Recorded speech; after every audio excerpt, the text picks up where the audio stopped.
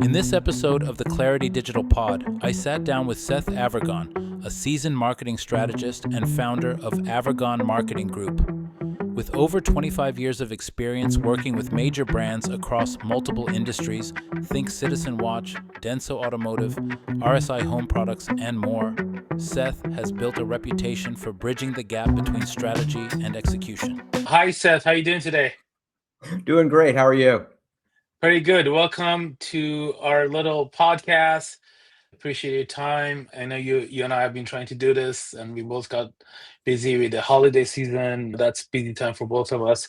So just I wanted to thank you for your time. I know you're a busy person, but if you don't mind introducing yourself for our audience and how long you've been in marketing and what do you do, that would be wonderful. Sure. I've been in marketing for about 25 years now. So my career started out working with some big brands. I worked with the division of Citizen Watch. I worked with a company called RSI Home Products, handling the Lowe's channel, so 850 Lowe's stores nationwide. Mhm. I worked with DENSO Automotive, which was about 18 billion when I was there, and Wow. then worked with Rainbird, the sprinkler company. I had a lot of big brand experience. Mm. And then in '09, I decided to go out on my own and form Avergon Marketing Group for a relatively simple reason. I wanted to create something that I wish existed because I had agencies coming in on one side and they were great on tactical, but really weren't strategy people. And then I had strategy consultants coming in who were great on strategy, but they didn't want to actually get their hands dirty and do the work. And I thought, wouldn't it be Yeah. great if somebody did both strategy and tactical together? Yeah. And I started doing it. 2009. That's when you started? Wow. 2009. Yeah, it wasn't called fractional CMO yet. That term Yeah. came a few years later, and I was already doing it for about 5 or 6 years when people Yeah. started using that term. Yeah, this market likes a lot of different terminologies. I still don't know sometimes what the difference between certain terms are.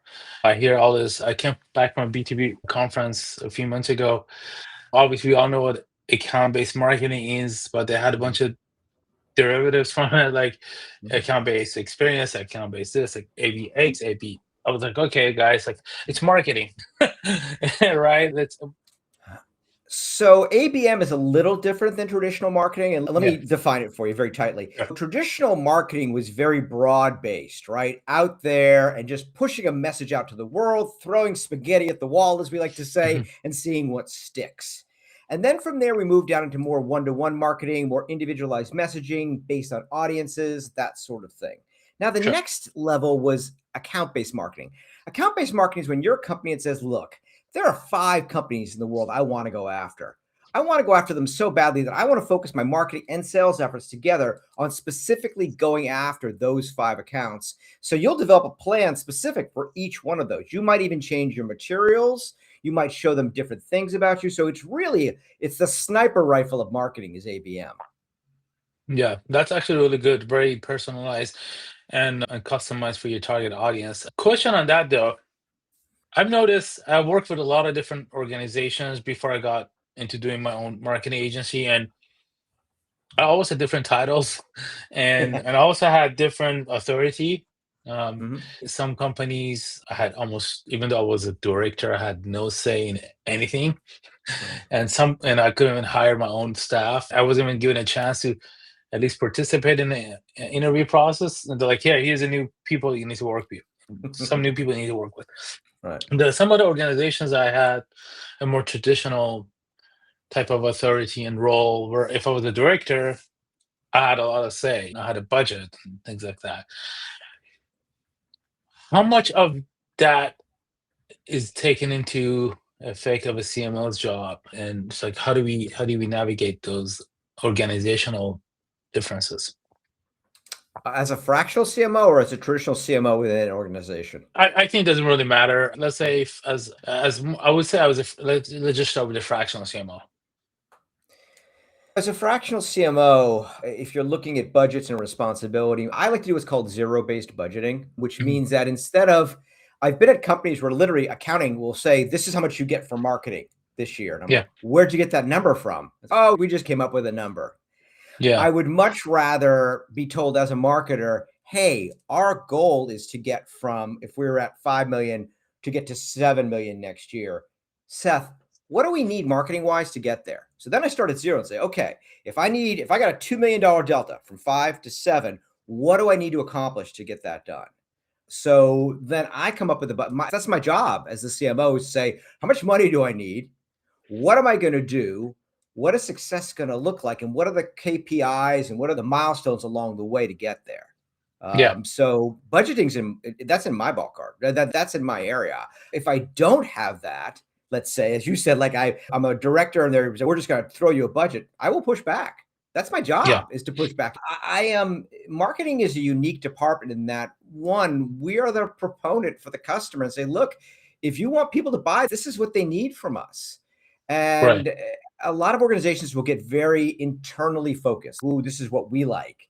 This is what we want to do. And I'm like, well, that's great, but how many units are you going to buy? We got to really focus on what the customer's wants and needs are. And my job in meetings and in the C-suite is to put those needs forward in a way that it makes sense. And management's going to go, okay, yeah, we should do this because this is what's going to lead to success. Yeah, cool. Good insights. And I get frustrated too when sometimes I'm just dictated a budget. And one thing I got away from what he just said is that it is our job to push back. And if you can't be a yes man all the time in marketing, because you said another good thing that I took out of this, that we are a customer advocate. When we do marketing, we have to connect customers to our company. And that kind of triggers another question for me, is that on a B2B side, there's always this lack of alignment between sales and marketing, because sales just wants to sell. And you just said we got to be advocate of customers. And where do we meet? Do we meet halfway? How do we connect this two very different things? That's a great question. And I have been very blessed in my career in that I worked with aligned sales marketing departments early on in my career, even to the point of one of my first companies, we created not a marketing plan every year, but a sales marketing plan. We literally got together to do it. Yeah. So if you are a marketer like I am, it is my responsibility to be out in the field a decent amount of time. I do not want to do what I refer to as ivory tower marketing. I need to be out talking to customers along with the salespeople and just understanding what's going on.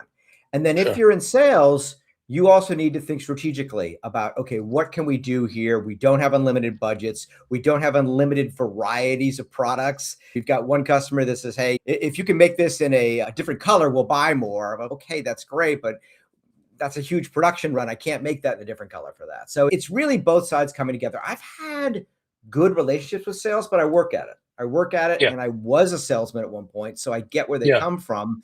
And I think it just, as you said, that coming together comes from spending.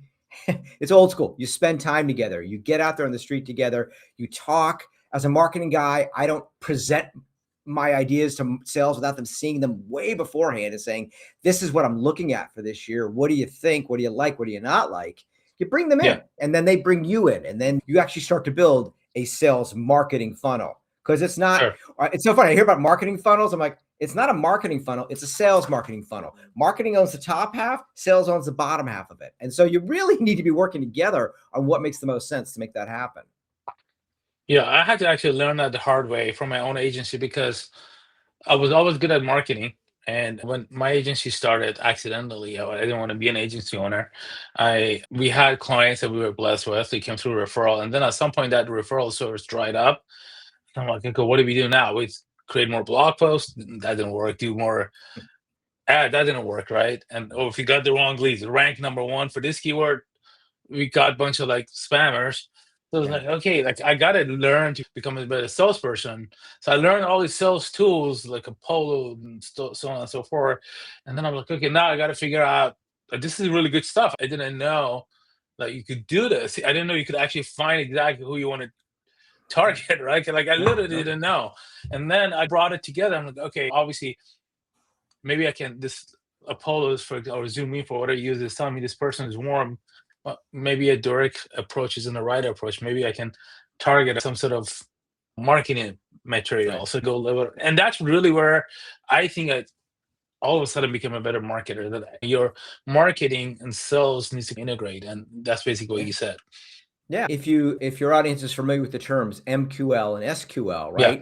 Yeah, sure. We have someone come onto a website, download a form, whatever. At one point, they go from being anonymous to being a marketing qualified lead. They will let me Yes. talk to them. They've given me their name, their email address, whatever. And then we can start to nurture them a bit. But at one point, Correct. that MQL has got to say, hey, either no, I'm not interested, or I'm interested enough to maybe buy something. And then they become a sales qualified lead. And then it Right. moves from my shop over to their shop, but it should be seamless.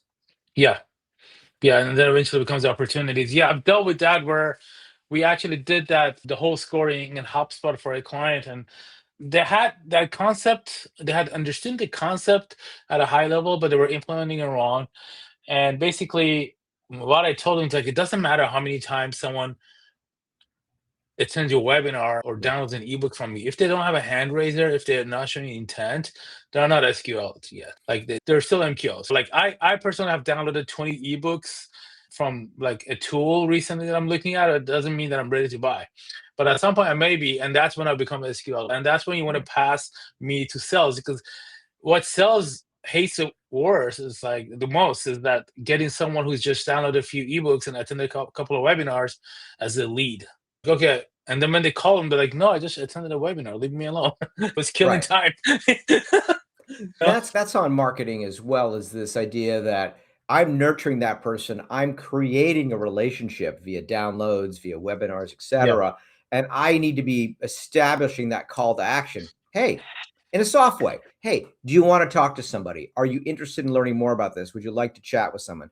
Then when they say, yeah, I want to do that, then you push them over to sales. And even then it may not be, they still may not be ready. Maybe 6, 8, 9 months before they want to buy. But at that point, they've actually said, yes, I want to talk to a salesperson. I am interested in learning more on this product. Yeah. Yeah.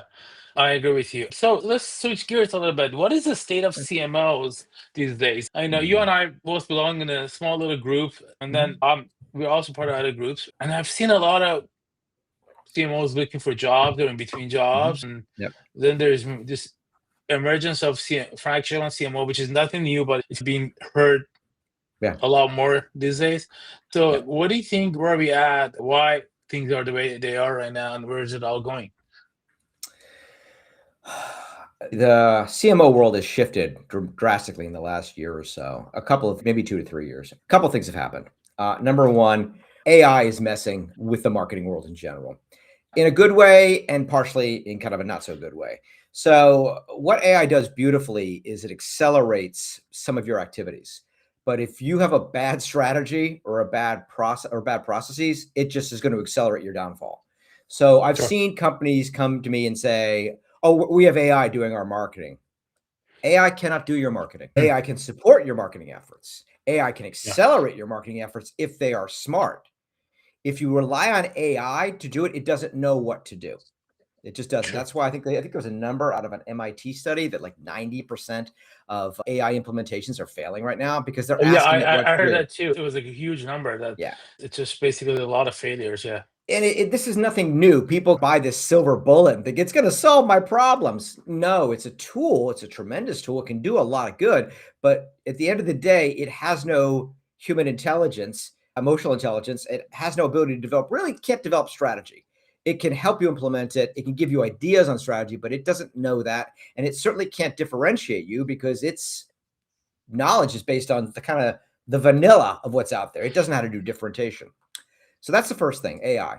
Second thing is there's been a lot of dilution in the fractional CMO market. So 10 years ago, when I was doing this, if someone said they were a fractional CMO, they had, at one point in their life, like I had, run the marketing department for a company. yeah, There's a lot of folks now who have put out the name fractional CMO who've never been yeah. a director of marketing, a senior director of marketing, a CMO. They just Sure. like the idea and they like the term. It sounds cool. So you've got dilution, which then leads to some lower price points. You got people out there they're not 100% qualified to be doing this and they're doing it. I agree with you. You 100%. I got agree with you. yeah, yeah, you got AI. And then finally, this has been a rocky economy. I'll leave politics aside. Businesses don't like uncertainty. And when you've got Yeah, tariffs moving around and you've got yeah, legislation that's shifting left and right, businesses do not like that. They like it steady and easy. And so that causes companies to think twice about initiatives, campaigns, new product releases, investing in inventory. when they're concerned about Yeah. whether or not it's going to cost, they can afford bringing it across. I'm Those glad three. you said that. I'm glad you said the inventory part because we lost a client that technically went on pause early this year, and they haven't on pause. And they were basically building home battery storages, and they had a budget for marketing. Mhm. And when the tariff stuff started hitting, they're like, okay, no, we're gonna pause marketing because we don't have enough inventory. We're gonna allocate that money and go buy more inventory before the tariffs fully hit, so we have enough stuff in stock. Like that really basically it sucked for Yeah. us.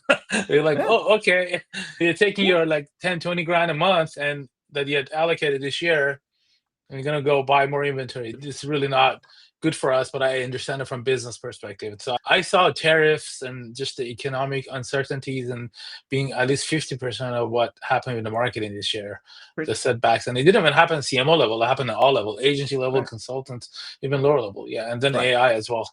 Yeah. So for those who are not in the manufacturing world, manufacturers live by product planning, right? Yeah. They schedule out buying of inventory. We used to talk about this thing called JIT, just in time inventory. Can't do that with tariffs. You need to buy it Yeah. because if you're buying a component at 10 cents and all of a sudden it's going to go to 80 or 90 cents for that component, that's going to destroy your profitability right then and there, right? Believe And it or it's the not, same little thing with component. retail. Yeah. Yeah.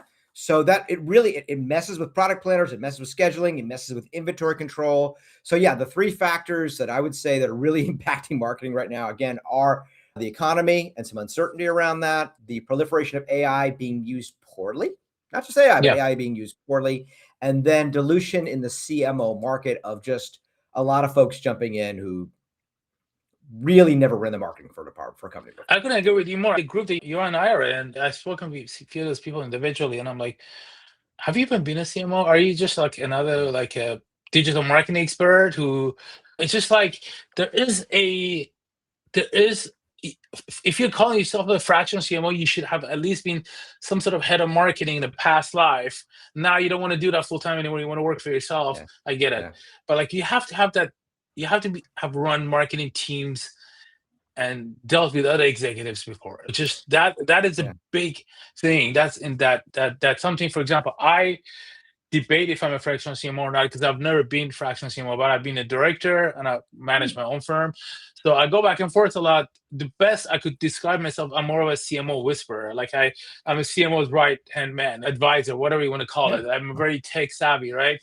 But at least I'm staying humble. I know where I'm at. But I like there are people like, no, I'm a CMO. I'm like, okay, what made you become CMO? And Yeah. I agree with you 100% there. And when I deal with certain CMOs who or I was speaking with someone else who was really more of a salesperson, and they had the CMO title, and I'm like, they didn't know some of the very basic Yeah. marketing terminology. So I was like, okay, it's gonna be tough. But it was also an opportunity because I helped that person to become successful. Cool.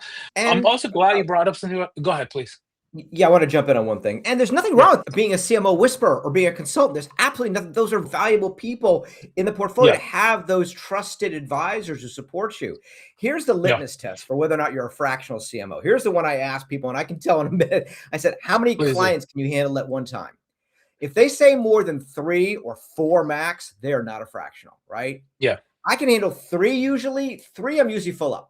If I've got 3 yeah, clients going and then maybe a little project here and there. Anybody who's got more than 4, no freaking way. Sorry. yeah. Not if you're a true You're just an fractional. agency guy, right? You're just Yeah. sourcing work out. Yeah, I agree with you, and I think we just got off a call for another client where we took on a few months ago, and we were supposed to do SEO on paid search or whatever. I'm like, can you send me your brand guidelines and tone of voice stuff like that? They're like, oh, you mean our logo? I'm like, oh, this is gonna be hard. Ooh. Ooh. That's gonna be an uphill climb.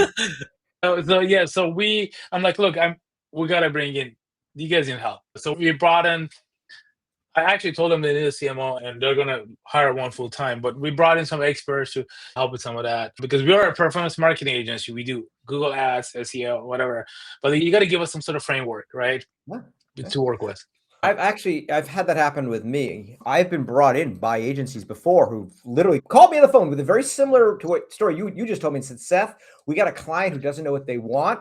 This is going to Yeah, be a nightmare for us and we're not going to succeed. Can you spend a week with them? Can you spend 2 weeks with them and just give us guidelines? Just give us yeah, messaging, give us audiences, right? yes, Give us unique selling proposition and core values, all the basics. Then we can take it from there. But without that, I Yeah. feel bad for any agency. If you're a performance agency, you're being judged on performance. If they don't really know who they talk to, what they say, what their value proposition is, what are you going to do? What kind of creative I are you going to create? I can't emphasize enough how important that is. I actually had another client who is the founder is a college buddy of mine. We're friends, and he and I were having a little bit of like friction this week, and we're friends. We've had it many times. Is he basically, I need you to read every word on the website. I'm like, no, I don't. I really need you. I'm just part time with you. I'm here to run your PPC campaign, whatever. What good would it do if I read every word on the website? What you need to do is give us a framework of messages, things, our audience and stuff like that. Unless we know that, we're gonna have to figure out. And reading the website alone may or may not help. Like, yeah, I'll read it. What is it gonna do to me? Like, you need to come up with a complete go-to-market strategy. And don't believe chat GPT because you need to understand it. At least if you want to chat GPT it, give it some context and before it gives you that strategy. So I sense that a lot. And I've learned to kind of tell them, hey, are you open to bring a fractional CMO? And then based on the people I know, I might ping you and I'm like, hey, Seth, do you have time to take on a new client? And because we want to stay focused, we're good at Google Analytics, we're good at SEO, we're good at PPC, we're good at creating landing pages and stuff like that. That's what we do. And in some industries, e-commerce, because I got into marketing doing my own e-commerce, I might have some really good opinions about strategy, but at the end of the day, especially when it comes to the B2B, you really have to have those messaging, audience targeting, ICP, all the stuff dialed in, or else you're not gonna. You're just wasting a lot of your time and ad dollars. So I agree with you 100%. And another thing about AI is that this summer it was more of a back to school. Last summer, I mean we're in winter right now, but last summer was like back to school for me. I was like, okay, I know how to use ChatGPT, but like, how does it work? So I took a bunch of courses in Coursera and MIT extension course, and I started vibe coding, continue like educating myself. And I'm like, oh wow, like you really have to know how AI works. It's basically this MIT professor, one of the extension classes I took, he called it a statistical lottery. It was just like that kind of light. It was just like the come to Jesus moment for me. I was like, oh, that all makes sense. Because I don't know if you noticed, like AI agrees with you all the time. I'm gonna give you a funny example. Last week I wanted to make spaghetti for my daughter because she loves it. Everybody loves it. And then we didn't have spaghetti sauce. I'm like, okay, I gotta make my own sauce. I don't know. So I asked ChatGPT how to make it, or Perplexity, one of the two. And okay, if you don't have it, get tomatoes, a little bit of tomato paste. I'm like, I don't have this. Can I do this? Oh, sure, you can do this. I don't have this. I don't have garlic. Can I use garlic powder? Yeah, you should. And by the time I made this thing, I couldn't. I was like, ooh, like it just didn't taste good. But according to Perplexity or ChatGPT, whatever it was, I did everything okay, but it didn't taste right. Like literally, because it's artificial intelligence, you have to be very careful and take those information with a grain of salt. Yeah, I'm going to pick up on something you said there, which is really important. And I don't think a lot of people know this. It's artificial intelligence or augmented intelligence, depending which way you want to think about it. But it does have a leaning towards being agreeable. Yeah. Whereas you said, oh, yeah, you can do that. Whereas had you called up your Italian grandmother and goes, what are you, crazy? You're not going to use fresh garlic? What are you, out of your mind? Exactly. It doesn't it do tastes that. so gross. Oh yeah, it goes. Oh yeah, powdered is fine. No tomato, that's fine. No, yeah, tomato paste is fine. Yeah, fine. It's okay. Yeah, totally. Yeah. And I was like, okay, this is not like that was like a real life experience, like where AI can be helpful if what are you doing? Yeah, it's a lot about the query. It's funny. Someone was looking at how I write queries, and sometimes depending on what I'm working on, my query before I have it do anything will be several paragraphs long. Sure. Because I'm really trying to, I know what I want out of it, and I want to focus it in a very specific area around a specific question with a specific angle on it. Because I'm probably going to run it 3 or 4 times, different angles, because I'm trying to nuance out different things. Yeah. Yeah, I heard another good thing in one of these AI courses, or maybe it was more of a webinar that I attended, is don't do prompt engineering, do context engineering. Give it context, give it data, give it exactly what you just said. Give it everything it needs to know before you ask your question. And then you get a way better output. Like, for example, if I had told in a spaghetti example, like, hey, I want to make spaghetti, but I don't have garlic, I don't have onions, I don't have tomatoes, maybe it would have come back and said it's going to taste nasty. I don't know. Maybe do a different sauce. Do you have milk? Do you have butter? I don't know. Do you have cheese? So that's a very simple example. And I see that a lot in the world of marketing. We just got off the call asking the client that I mentioned earlier that, look, we need some sort of content guideline because we need some sort of direction. We're more than happy to write blog posts for you, add copy, emails, all that stuff, but we need that guidance. We just know, because we got to figure out what works and what doesn't work. I know we have to have a framework. Do you think this trend is going to continue, or are we going to have another .com bubble burst moment again where people over reliance on AI is going to be just like, okay, we can't just keep relying on AI? Because I remember .com, everybody, we need a website and that's the problem solved. And obviously that wasn't the case, and that's why the whole .com crashed. Do you think that's going to also happen with AI? That's a good question. I'm not exactly sure, because what's happening right now is AI is accelerating what it can do so rapidly. If it were static, I go, yeah, this is definitely people are going to have a come to realization moment around this and say, this is its limitation. When Adobe released a product, we didn't get all excited like this, but this is generative learning. So it does have more capabilities, but they're accelerating so quickly. There's definitely going to be a reckoning of some sort, but it may be a little while out because like I said, its ability is expanding so quickly and its capabilities that I think is extending out the pathway before people go, okay, what can it do? And what can it not do? This is one of the things I also do with my clients is I'll go in and do what's called an AI assessment, where I will go in and say, okay, let me look at your company organically. Let me look at what you do well, what you do poorly. And then based on that, these are the things AI should be doing for you. And these are the KPIs associated with it. And let's look at it in 60 and 90, 120 days, basically using it like any other marketing tool instead of this, as I mentioned earlier, this magic bullet that's going to solve all your problems. It just doesn't do that. So to your initial question, there's a reckoning of some sort coming. It may be farther out than I think, though, just because of how fast it's growing. Yeah, the technology is definitely not like websites. It's there. I used to use Claude to create landing pages until I discovered, which is great, like more of a mock-up, till I discovered Lovable, for example. And I'm like, wow, Lovable just produces the whole thing, and it's not just a mock-up. So technology is there, but I think the application of AI, I think it's still, people need to educate themselves about what AI can and cannot do within the organization. I interviewed an AI consultant who said that you need to have an AI protocol at your company. You need to have an AI adoption protocol at your company. You need to, for example, protocol could be, we use ChatGPT, not Gemini. We use it for this, we don't use it for that. And if you don't have it, you're going to start running into the issues. I think at some point we're going to have to standardize AI, at least when it comes to marketing, because I see those AI generated images which look perfect. I'm like, okay, it might look perfect, but there's something missing. There's a soul missing in this image. This is not a real image, and it's just too perfect. And I think some of that's going to happen in the world of marketing. It's going to be very noticeable, but at the same time, it's an exciting moment if you know how to use it and when to use it and how to use it and how much you should use it. It's really great. Let me ask you another question. How does someone like me become a CMO?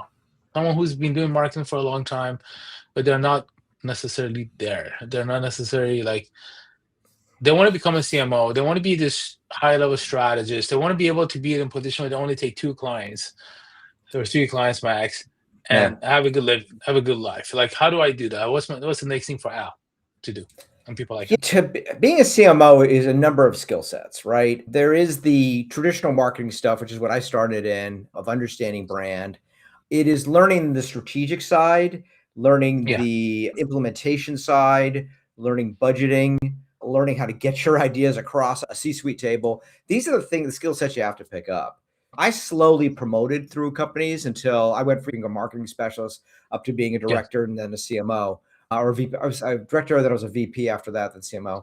For me, the jobs required it. So all of a sudden I've got a budget sitting in front of me and I need, here's a bucket of money or here's whatever, you need to figure this out. And here's an ad budget. And here's how you're going to structure it.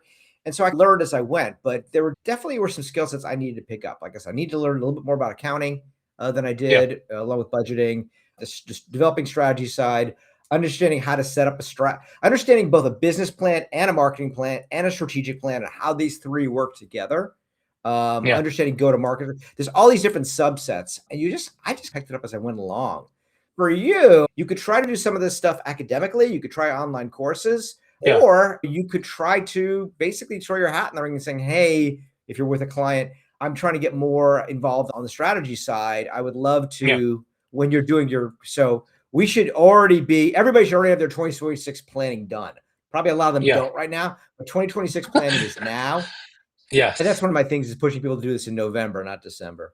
But for you, I would just start asking and saying, I would like to get involved in this. I'm a novice, but I'm really excited to learn more about the planning process, what gets involved in that. Because there's all sorts of hoops you got to jump through when you're in planning and you're dealing with other corporate entities. I worked for a big multinational, so we were just one little US arm of a bigger company. So there was learning how to create the plan for me and then also be able to present it to an parent organization in another country. They may not care as much, and getting it across the table to them. Sure. And I think there's an element of emotional intelligence there, right? To how to lead and how to push back. Like when a client comes and tells you like, hey, you're doing our paid ads and SEO, but I need you to read every word on the website. Like, how do you respond to that? Right. So I'm like, okay, cool. I think we're running out of time. Let's just say, maybe tell us a little bit more about your firm. What is some of the specific services you offer? Where can people find you? Then I have a couple of personal questions for you.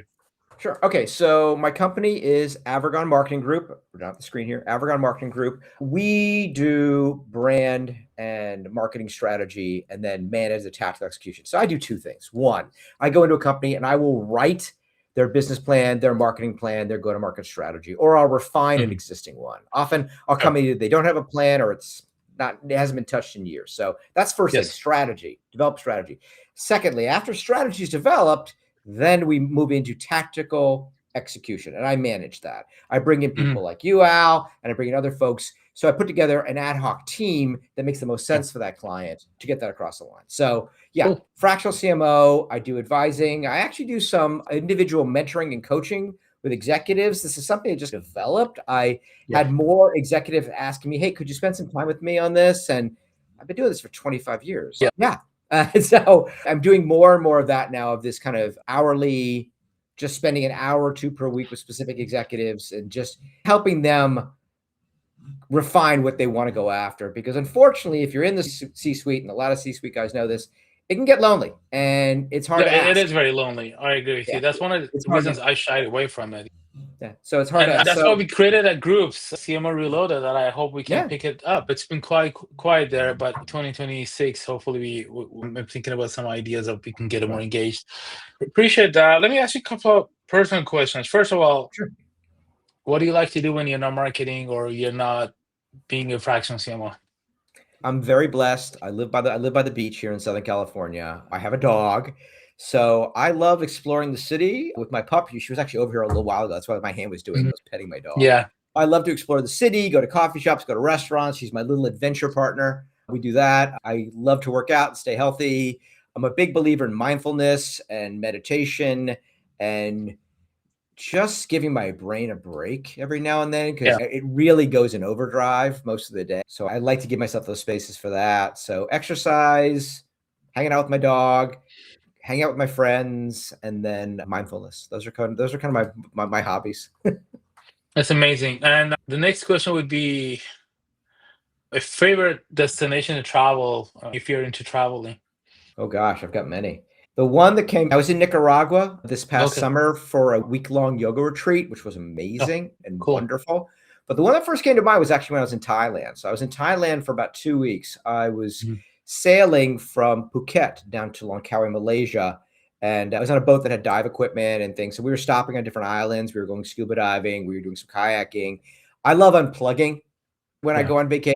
The Club Med experience isn't for me. I'd rather be someplace where I can keep my shoes off for a couple of weeks and Sure, just sure. turn off my phone and just kind of get in the moment.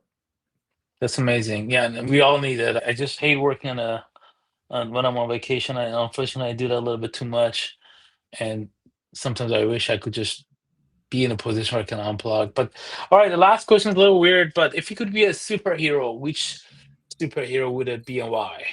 Oh, I liked Spider-Man. I was a big Spider-Man Spider-Man. fan, even when I was a kid. Yeah, Yeah. So yeah, it's not just because of the movies. I was a kid fan. What I liked about Spider-Man was he's thoughtful, he's kind, and he's human. yeah. He's got some strength, he's got powers, and he can shoot webs, but he's not Superman. He gets Right, he's hit, a he gets Superman. hurt, he gets not, and he gets back up again. Yeah. Spider-Man, and then my Yeah, second favorite was actually Daredevil, and I thought Daredevil was because he was a blind superhero. Yeah, yeah, amazing. yeah. Yeah, mine is, if you're curious, mine would be Sith or Jedi, because I'm always struggling with good and bad inside me. I'm like, I don't know if I'm Darth Vader or Anakin Skywalker. So sometimes I'm Anakin, sometimes I'm Darth Vader. Usually when clients piss me off, I become Darth. So I get it. I understand. it's been a pleasure, Seth. Thank you. I'm glad we were able to do this. I appreciate it. Hopefully we can also work together down the road. And it was a pleasure having you. My pleasure. This was fun. Thank you. Take care. Happy holidays. Happy holidays. Bye. Bye.